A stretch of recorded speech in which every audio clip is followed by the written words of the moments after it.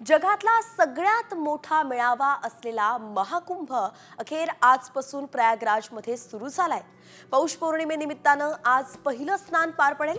आजपासून पुढचे 45 दिवस प्रयागराजमध्ये भक्तांचा महासागर लोटणार आहे। तर 45 दिवसांनी म्हणजेच महाशिवरात्रीला 26 फेब्रुवारीला महाकुंभ मेळ्याची सांगता होईल। दर 12 वर्षांनी होणाऱ्या या महाकुंभासाठी हजारो साधू संत आणि जगभरातील लाखो भाविक प्रयागराजमध्ये दाखल झालेत आणि होत आहेत। महाकुंभ मेळा हा सगळ्यात मोठा धार्मिक मेळावा आहे। यंदा 40 कोटी भाविक महाकुंभ मेळ्यात श्रद्धेची उडी घेतील असाही अंदाज व्यक्त केला जातोय। कुंभमेळा दर 12 वर्षांनी होतो। या आधीचा कुंभमेळा हा 2013 मध्ये झाला होता। एकंदरीतच आपण पाहतोय की 45 दिवस प्रयागराजमध्ये महाकुंभ चालणार आहे आणि यासाठी 40 कोटी जनता भाविक या ठिकाणी येऊ शकतात असाही अंदाज वर्तवला जातोय।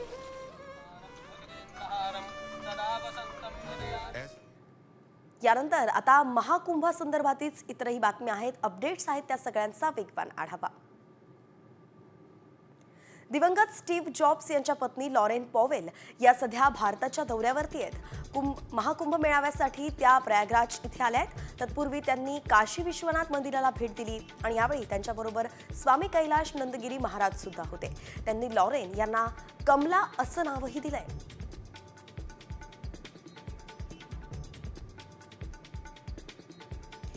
महाकुंभ मेळा 2025 दरम्यान भाविकांच्या सुरक्षिततेच्या दृष्टीनं एनडीआरएफनं वॉटर अँब्युलन्स सेवा सुरू केली आहे। कोणताही अनुचित प्रकार भाविकांसोबत घडू नये यासाठी प्रशासनाकडून चोख तयारी पाहायला मिळते।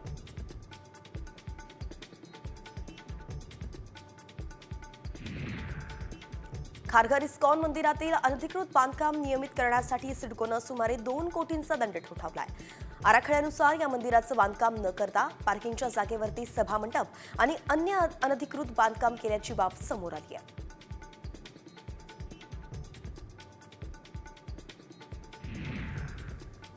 अयोध्येच्या शरयू नदीच्या घाटात आध्यात्मिक आरती पार पडली आहे। यावेळी हजारोंच्या संख्येनं भाविक घाटावरती जमा होत असतात आणि दररोज संध्याकाळी 6 वाजता ही आरती केली जाते।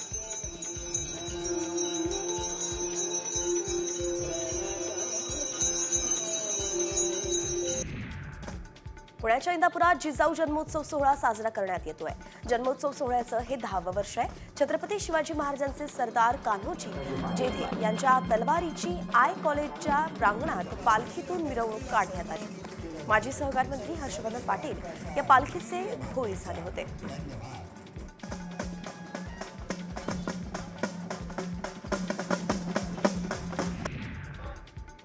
जेजुरी मंदिराच्या गाभाऱ्यात पालेभाज्या आणि फळभाज्यांची आरास करण्यात आली आहे। शाकंभरी उत्सवाच्या काळात हिरव्या पालेभाज्या, फळभाज्या आणि शेंगवर्गीय भाज्यांची पूजा केली जाते आणि त्याचा प्रसादही भाविकांमध्ये वाटला जातो। यासाठी साधारणतः 300 किलो पालेभाज्या, फळभाज्या वापरण्यात आल्या।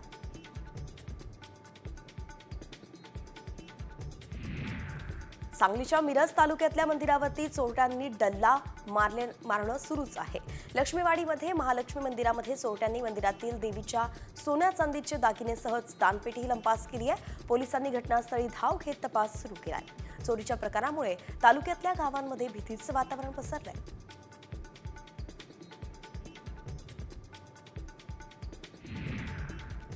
वीकेंडच्या निमित्तानं कोकणात पर्यटकांनी गर्दी केली आहे। पर्यटकांचा सर्वाधिक कल हा तारकर्ली, देवबाग आणि दांडी किनाऱ्यावरती दिसून आला। सिंधुदुर्ग किल्ल्यावरती जाण्यासाठी सुद्धा पर्यटकांनी मोठी गर्दी केली होती। तर पर्यटकांच्या वाढत्या संख्येमुळे कोकणातील आर्थिक उलाढाल सुद्धा वाढलेली आहे।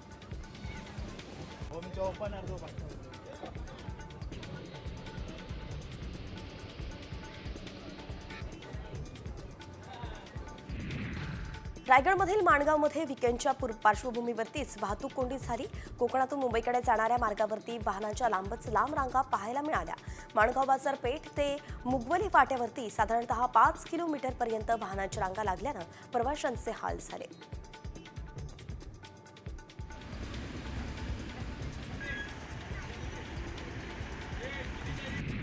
सोलापुरात मुंबई चेन्नई एक्सप्रेसवेवरती दगडफेक करण्यात आली आहे। या दगडफेकीत विकलांग डब्यात बसलेला एक प्रवासी किरकोळ जखमी झालेला आहे। दगडफेकीत रेल्वेच्या काचा सुद्धा फुटल्या, त्यामुळे प्रवाशांमध्ये भीतीचं वातावरण होतं. इधर से पत्थर आके इधर लगा है। क्या है अभी हमको भी थोड़ा अटेंड करके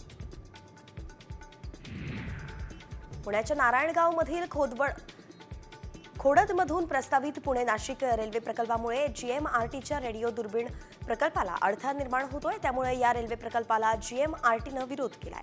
आता खोडद ग्रामस्थांनी आक्रमक पवित्रा घेत विकास कामाला विरोध करणारा प्रकल्प आम्हाला नको अशी भूमिका घेतली आहे. ग्रामस्थांनी GMRTलाच विरोध केलाय.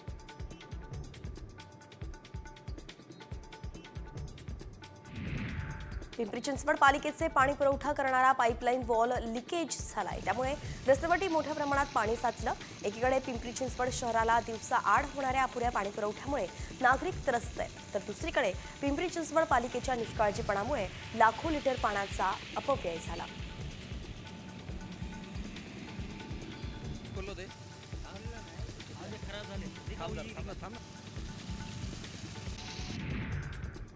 एलिफंटा बेटवर देश विदेशातील पर्यटकांची पावलं वळली आहेत. बोट अपघातानंतर पर्यटकांची संख्या काही प्रमाणात रोडावली होती. त्यामुळे स्थानिक व्यावसायिकांच्या व्यवसायावरती परिणाम झाला होता. मात्र आता पुन्हा हा पर्यटकांचा ओघ सुरू झाल्यानं स्थानिक व्यावसायिकांनी समाधान व्यक्त केलंय.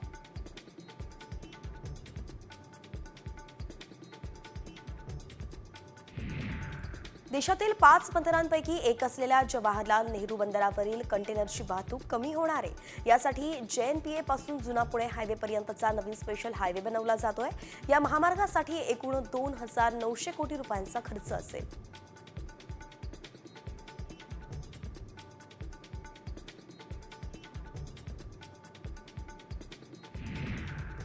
सध्या बाजारामध्ये तयार तिळगुळाची पाकिटं विक्रीला आली आहेत. मात्र 350 ते 400 रुपये किलोनं तो विकला जातोय. त्यामुळे स्वस्तात मिळणारा साखरेचा तिळगुळ खरेदी केला जातोय. तिळाचे भाव 250 रुपये तर गुळाचे भाव 60 ते 70 रुपये किलो आहेत.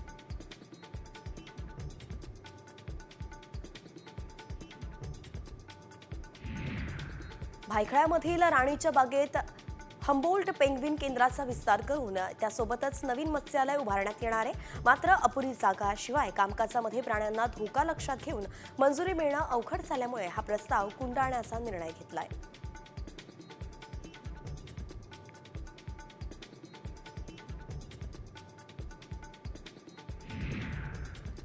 नांदेडमध्ये विश्व हिंदू परिषद बजरंग दलाकडून आज शौर्य पथसंचलनाचं आयोजन करण्यात आलं.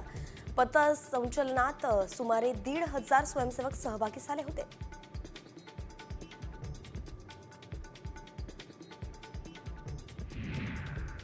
शंभरपेक्षा अधिक महिला आणि पुरुषांना विषबाधा झालेली आहे. अमरावतीच्या नांदगाव पेठ MIDC ही घटना घडली. गोल्डन फायबर कंपनीमधील महिलांना पाण्यातून विषबाधा झाल्याची माहिती आहे. दरम्यान सर्वांवती अमरावतीच्या जिल्हा सामान्य रुग्णालयात उपचार सुरू आहेत.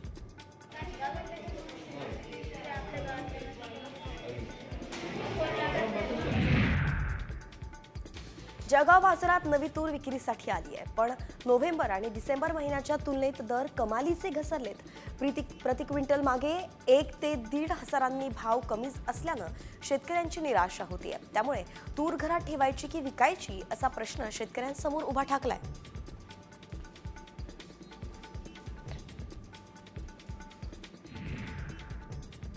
अमरावती जिल्ह्यासह विदर्भामध्ये ढगाळ वातावरणामुळे कापूस उत्पादक शेतकरी पुन्हा चिंतेत पडलाय. मागील आठवड्यात सुद्धा पाऊस आल्यानं शेतकऱ्यांचा कापूस भिजला होता. त्यामुळे मोठं नुकसान झालं होतं. म्हणूनच वेचणीला आलेला कापूस पुन्हा ओला होईल या भीतीनं शेतकरी चिंतेत पडलाय.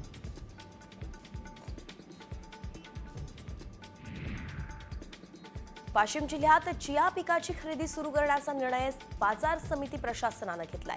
त्यामुळे शेतकऱ्यांना चिया विक्रीसाठी होणारी गैरसोय आता टळली आहे. सोयाबीन, कापूस यासारख्या पारंपरिक पिकाला पर्याय म्हणून शेतकऱ्यांचा चिया पिकाकडे कल दिसतोय.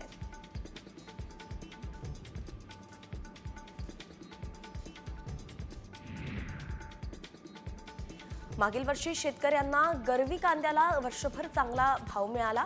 अधिक उत्पादन घ्यावं या आशेनं शेतकऱ्यांनी आता कांदा लागवडीला पसंती दिली आहे. तालुक्यात यंदा लागवडीच्या क्षेत्रात मोठी वाढ झाली असून दौंड तालुक्यात 60 ते 70% कांद्याची लागवड पूर्ण झाली आहे.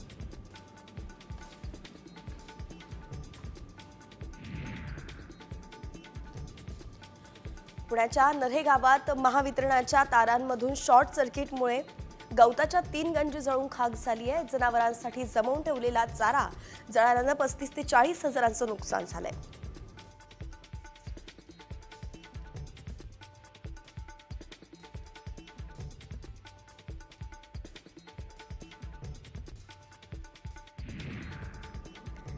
बीडच्या मस्साचोक इथल्या संतोष देशमुख यांच्या खून प्रकरणात गतीनं कारवाई करण्याच्या मागणीसाठी मस्साचोक इथल्या ग्रामस्थांनी सामूहिक आत्मदहन करण्याचा इशारा दिलाय. याबाबतचं निवेदन तहसीलदारांना देण्यात येणार आहे. दोषींना कठोर शिक्षेची मागणी यावेळी करण्यात आली आहे.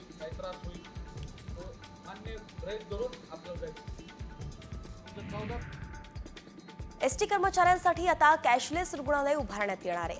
परिवहन मंत्री प्रताप सरनाईकांनी ही घोषणा केली आहे. प्रत्येक जिल्ह्यातील एसटी आगारात 25 तर मुंबईत 100 खाटांचं रुग्णालय उभारलं जाणार आहे. या रुग्णालयात राज्य शासनाच्या महात्मा फुले आरोग्य योजनेतून 5 लाखांपर्यंत उपचार मोफत घेता येतील.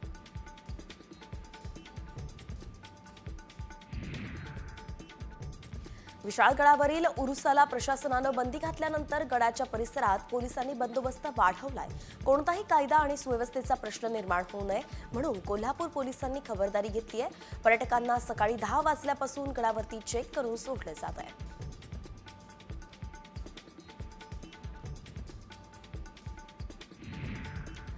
राजमाता जिजाऊ आणि सावित्रीबाई फुलेंच्या जयंतीनिमित्त सोलापुरात भाकरी बनवण्याची स्पर्धा पार पडली.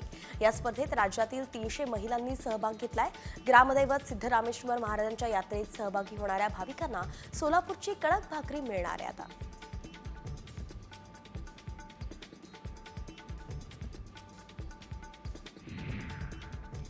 नवी मुंबईतील पाम बीच रोडवरती 2 तरुणींना स्कॉडा गाडीनं उडवलंय. तर या भीषण अपघातात दोन्ही तरुणींचा मृत्यू झालाय. या भीषण अपघाताचा सीसीटीव्ही समोर आलाय. पोलिसांनी अज्ञात वाहन चालकावरती गुन्हा दाखल केला असून तपास सुरू केलाय.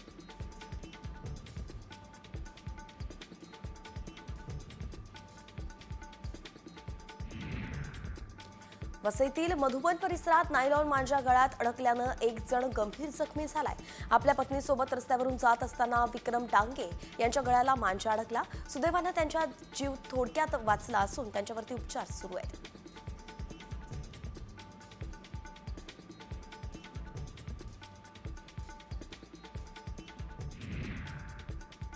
नाशिकच्या द्वारका पुलावरती ट्रक आणि पिकअपचा भीषण अपघात झालाय. या अपघातात 5 जणांचा मृत्यू तर 10 जण गंभीर जखमी झालेत. लोखंडी सळ्या घेऊन जाणाऱ्या ट्रकला पिकअपनं जोरदार धडक दिली.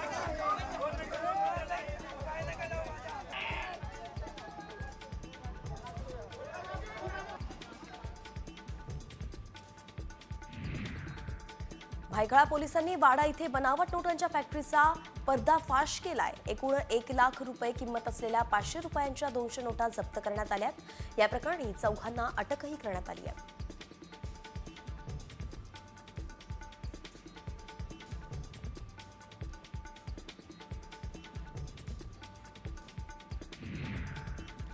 पालघरमध्ये वन खात्याच्या जागेतच अवैध उत्खनन करणारे 5 ट्रक वन विभागानं ताब्यात घेतलेत. विक्रमगडच्या पिंपळशेत हद्दीत मागील अनेक दिवसांपासून हे उत्खनन सुरू असून यावरती वन विभागाकडून धडक कारवाई आता करण्यात आली आहे.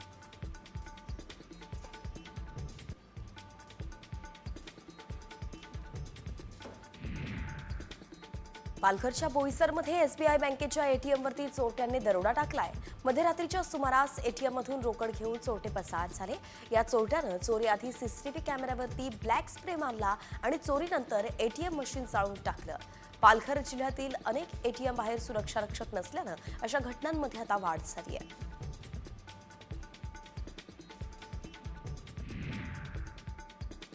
सांगलीच्या मिरजेतील कॅफेवरती शिवप्रतिष्ठान युवानं धडक दिली आहे. अवैधरित्या कॅफे शॉप चालू असल्याचा आरोप शिवप्रतिष्ठाननं केला असून पोलिसांनी कॅफेची पाहणी केली. त्यावेळी सीसीटीव्ही नसल्यानं नियमांचं उल्लंघन केल्याचं समोर आलं. कॅफे शॉपमध्ये अश्लील प्रकार चालत असल्याचाही आरोप करण्यात आलाय.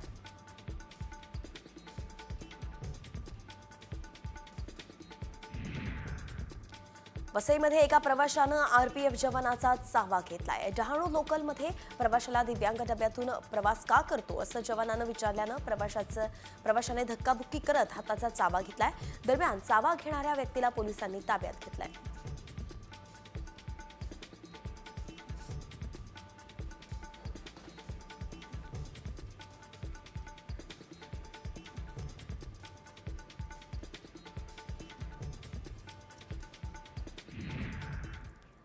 आणि आता बीड सरपंच संतोष देशमुख यांच्या हत्या प्रकरणात एक मोठी अपडेट समोर येते.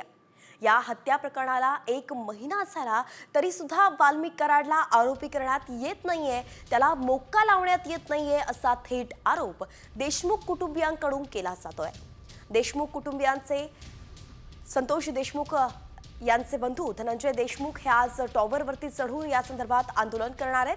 तर मस्साजोगच्या गावकऱ्यांनी सुद्धा सामूहिक आत्मदहनाचा इशारा दिलाय. वाल्मिक कराडला आरोपी करावं आणि त्याला सुद्धा मोक्का लावावा यासाठी धनंजय देशमुख आणि गावकरी हे टोकाचं पाऊल उचलणार असल्याचं कळतंय.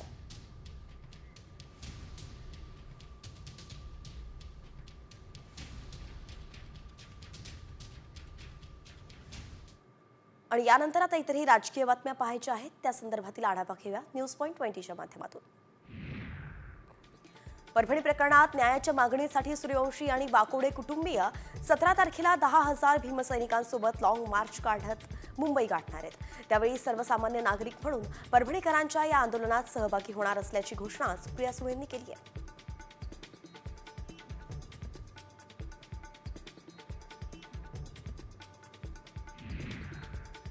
बीड सरपंच हत्या प्रकरणात आपल्याला माहिती दिली जात नसल्याचा आरोपच धनंजय देशमुख यांनी केलाय.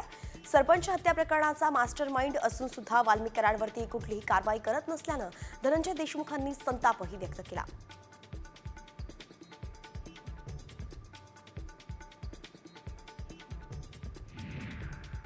भाजपच्या महाधिवेशनातून केंद्रीय गृहमंत्री अमित शहा यांनी शरद पवार आणि उद्धव ठाकरेंवरती आपली टोप टाकलेली आहे.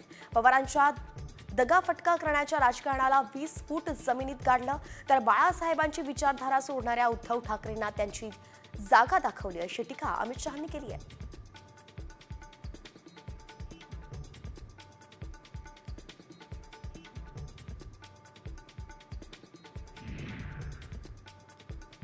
भाजपच्या महाअधिवेशनातून मुख्यमंत्री फडणवीसांचा बांगलादेशी घुसखोरांवरती हल्लाबोल त्यांनी केलाय.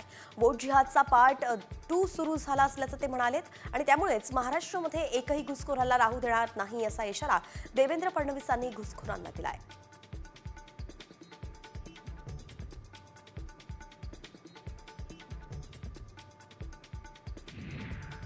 मुंबईतल्या वरळी मतदारसंघात शिंदे गटाकडून मोफत चष्म्यांचं वाटप करण्यात आलं. या कार्यक्रमाला राज्याचे उपमुख्यमंत्री एकनाथ शिंदे यांनी हजेरी लावली होती.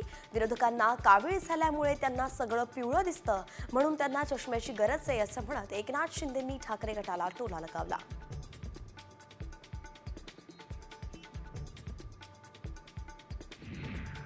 अमित शहा आज अहिल्यानगर दौऱ्यावरती असून या ठिकाणी आंबेडकरी जनता आक्रमक झालेली आहे. डॉक्टर आंबेडकरांबाबत केलेल्या वक्तव्याच्या निषेधार्थ अमित शहांना काळे झेंडे दाखवण्याचा निर्धार करण्यात आलाय. मात्र शिर्डीकडे निघालेल्या आंदोलकांना पोलिसांनी ताब्यात घेतलंय.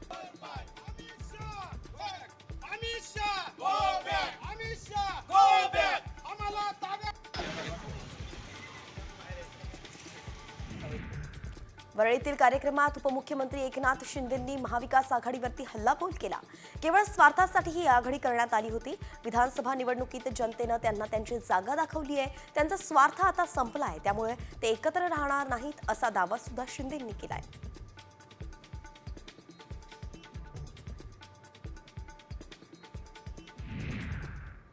आणि यानंतर आता बातमी आहे ती म्हणजे छगन भुजबळ यांनी लाडकी बहीण योजनेवरून दिलेल्या इशाऱ्यासंदर्भात.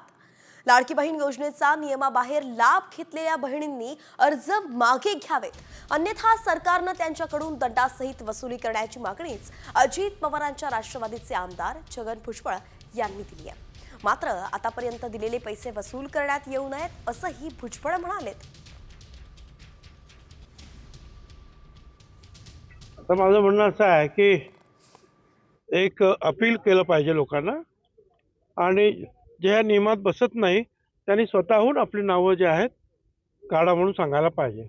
आणि जे पैसे दिले गेले ते आता परत मागण्यात काहीही अर्थ नाही, ते मागण्यात येऊ नये. याच्या पुढे जे आहे लोकांना सांगावं या नियमात बसत नाही, त्यांनी स्वतःहून आपली नावं काढून घ्यावी, नाहीपेक्षा मग त्यांना मात्र जे आहे दंडासहित वसुली करण्यात येईल. मागचं जे झालं ते आपण आपल्या लाडक्या बहिणींना अर्पण करून टाकलं पाहिजे. यानंतर पुन्हा न्यूज पॉइंट 20च्या माध्यमातून उर्वरित बातम्यांचा वेगवान आढावा. बाळासाहेबांच्या स्मारकावरून एकनाथ शिंदे यांनी उद्धव ठाकरेंवरती निशाणा साधलाय. बाळासाहेबांचं स्मारक कुणाच्या मालकीचं नाहीये. बाळासाहेब लोकाभिमुख नेते होते, त्यामुळे त्यांचं स्मारक ही लोकांची प्रॉपर्टी आहे असं म्हणत एकनाथ शिंदेंनी ठाकरेंवरती हल्ला चढवला.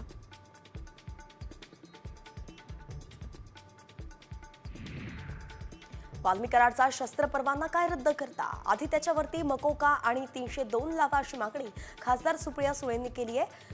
परभणीत सुप्रिया सुळेंनी सूर्यवंशी आणि बाकोडे कुटुंबियांची भेट घेतली, त्यानंतर त्या बोलत होत्या.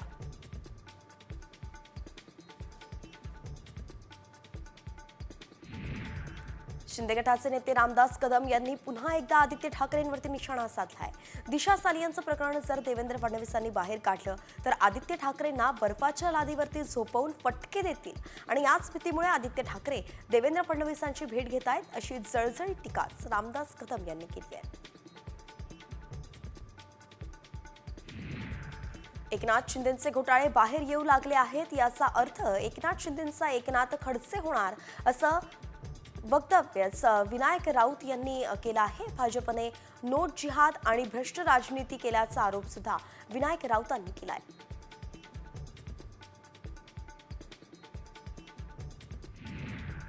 लाडक्या बहिणींसाठी 1500 वरून 2100 झाले, आता 3000 झाले पाहिजे अशी मागणीच रवी राणा यांनी केली आहे. आणि लाडक्या बहिणींसाठी 3000 मी करून घेणार असं विधानच रवी राणांनी केलंय.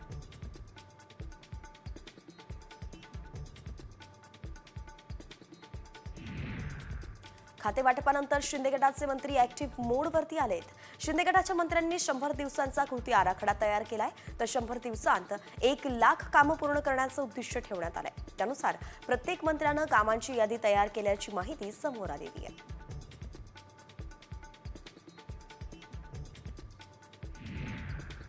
आगामी स्थानिक स्वराज्य संस्था निवडणुकीच्या पार्श्वभूमीवरती माळशिरस तालुक्यातील भाजप कार्यकर्त्यांचा मेळावा पार पडला. यावेळी माजी आमदार राम सातपुते उपस्थित होते. या मेळाव्यात तालुक्यात 71,000 सदस्य नोंदणी करण्याचा संकल्प करण्यात आलाय.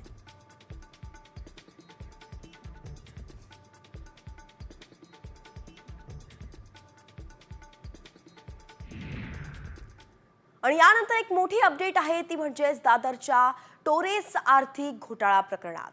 तर लाखो मुंबईकरांना गंडा घालणाऱ्या टोरेस कंपनीच्या घोटाळ्यानंतर आता मुंबईतील सर्वच गुंतवणूक संस्थांची झाडाझडती होणार आहे.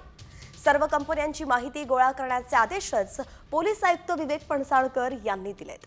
टोरेस घोटाळ्याप्रकरणी मुंबई पोलीस आयुक्त विवेक फणसाळकर यांनी पोलिसांच्या कामकाजाबाबत नाराजीही व्यक्त केलेली आहे. काही संशयास्पद बाब निदर्शनास आल्यात संबंधितांवरती कारवाई करण्याच्या सूचनाही त्यांनी दिल्या आहेत.